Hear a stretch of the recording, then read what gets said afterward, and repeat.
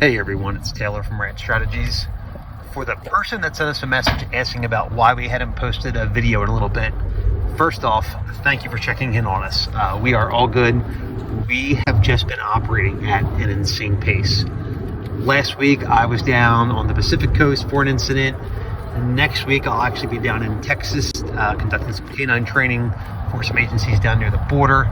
At the time of filming this video, we were in Philadelphia on a PSD assignment, and for upcoming stuff, we have 4 of our highly sought after canine medical operator classes coming up.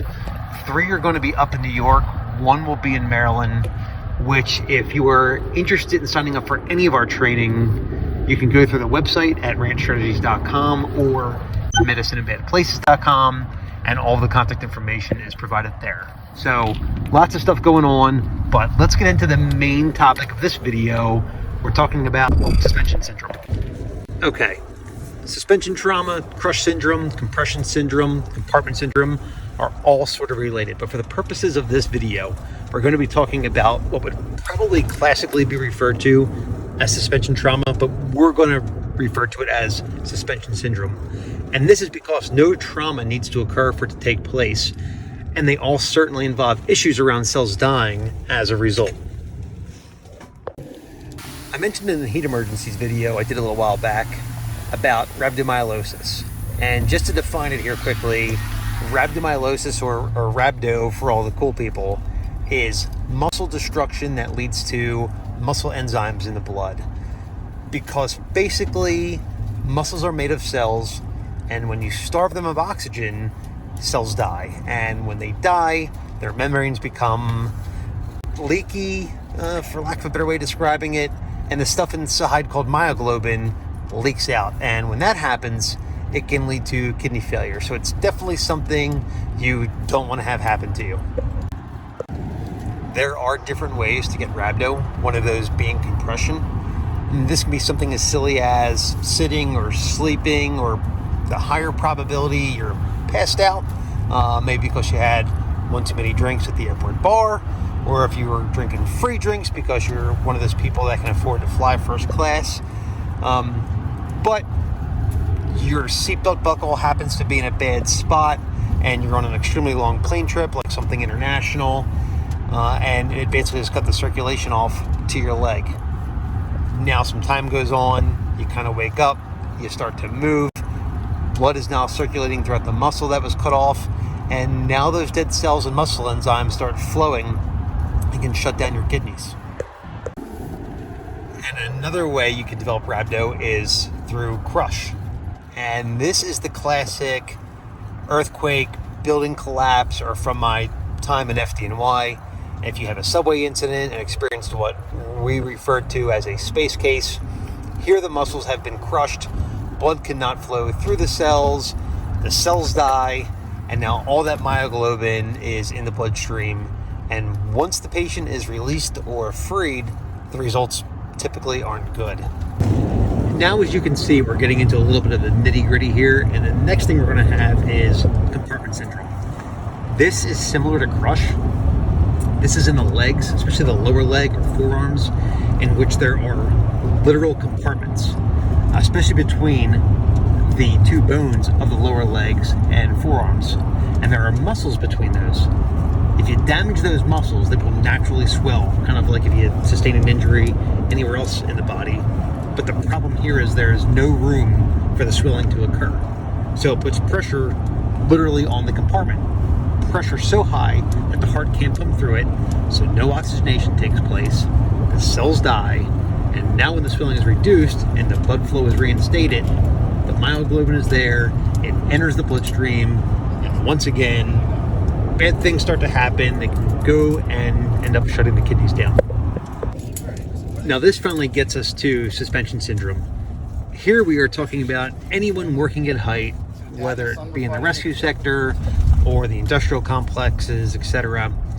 Basically anywhere you could end up being suspended in a harness for a long period of time, most importantly with limited or no movement of your low extremities.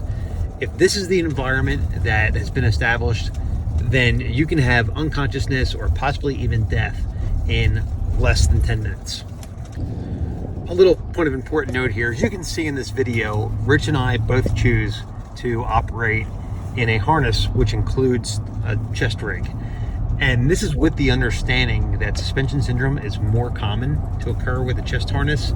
And this is potentially due to the increased pressure around the chest cavity, along with any additional contributing factors such as hypovolemia, vasodilation, dehydration, or pretty much anything that affects the circulatory system, such as cardiac issues. Now, looking at that, imagine operating in this environment during the summertime. Go back and watch the heat emergency video that we released and see how closely this can all be related. So what really gets us going down this road of bad things happening? Well, the problems arise from being passive in your harness, and most importantly, being passive in your harness for prolonged periods of time. This is why there is no professional out there who should be doing any sort of work in a harness without the means of self-rescuing themselves from a situation like this.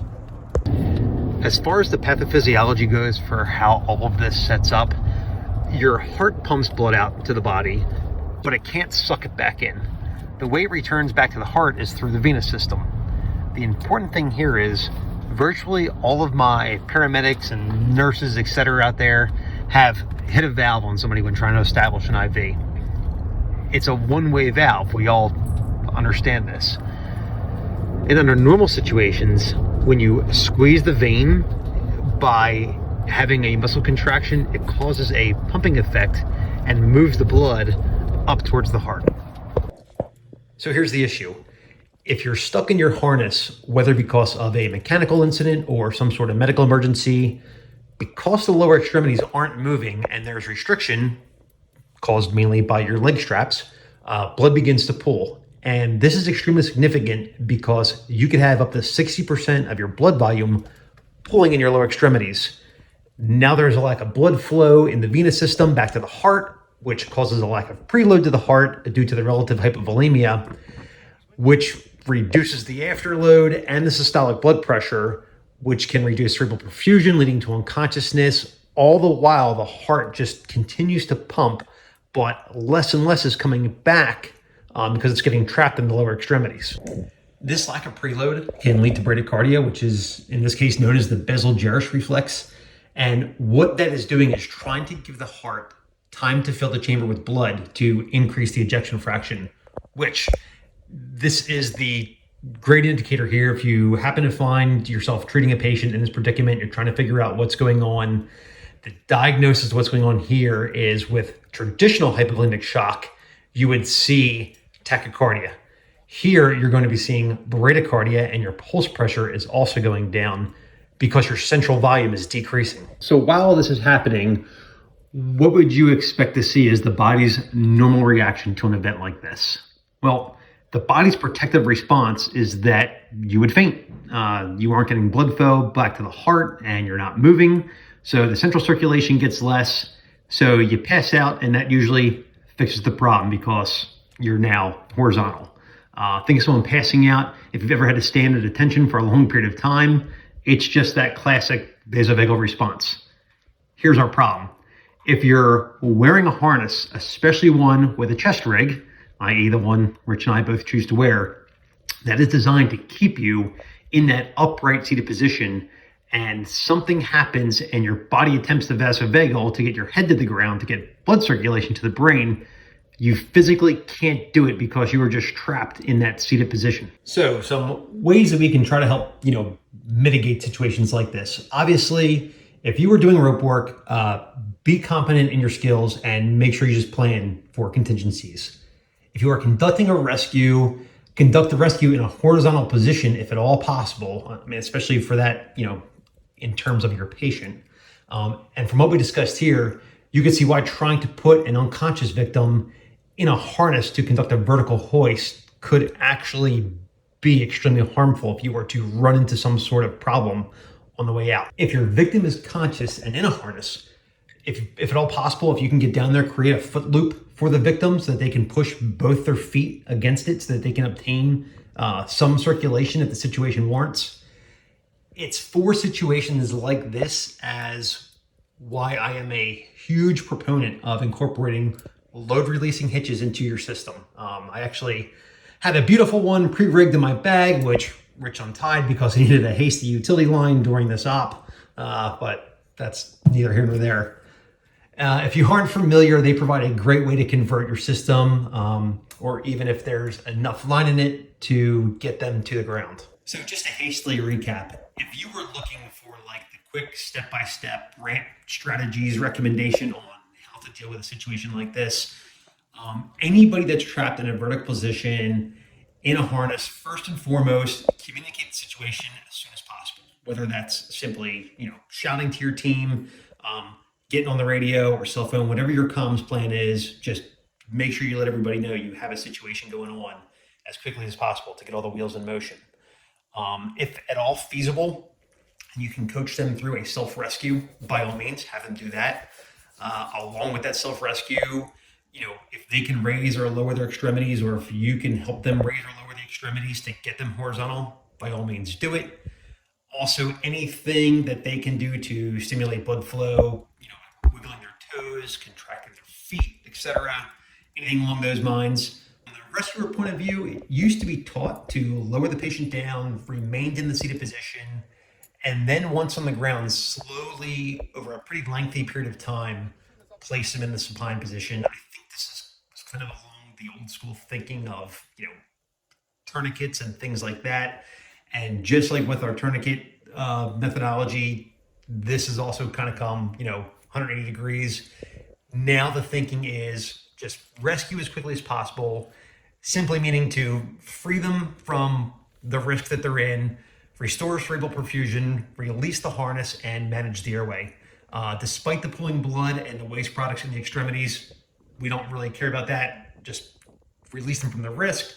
Again, get them in the spine position, manage the ABCs, get an IV started, and then you're looking to do your, bringers or saline along with bicarb. With that, we'll end this here. I hope you like this video. Guys, please like and subscribe. We're definitely trying to build this channel out. I tried a different format here so that it wasn't just me talking into the camera and you staring at my face. Just kind of played some B-roll in the background from, again, that PSD assignment we were on. Let me know what your thought is on this in the comments so that we can continue to try and put out better and better videos. Again, if you are interested in training with us, grandstrategies.com or medicineandbadplaces.com. All of our courses are on there, and we'll see you in the future. Be safe.